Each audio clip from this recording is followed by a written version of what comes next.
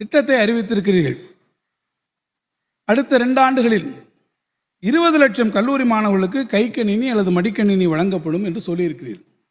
அதற்காக 2000 கோடி ரூபாய் இந்த நிதியாண்டிலே ஒதுக்கி இருக்கிறது.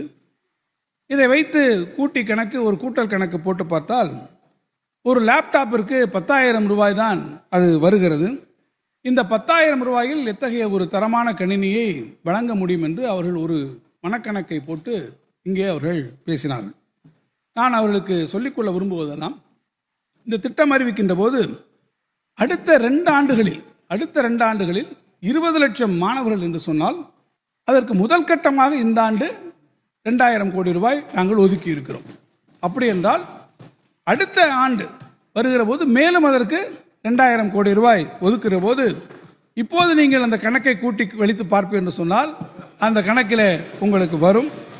எனவே மாணவர்கள் விரும்பி அந்த மடிக்கணினியை பயன்படுத்தக்கூடிய அளவிற்கு ஒரு தரமான மடிக்கணினியை வழங்கிட இந்த அரசு உறுதி பூண்டிருக்கிறது. எனவே தரம் குறித்த கவலை உங்களுக்கு நிச்சயமாக தேவையில்லை என்பதையும் நான் சொல்லுவேன்.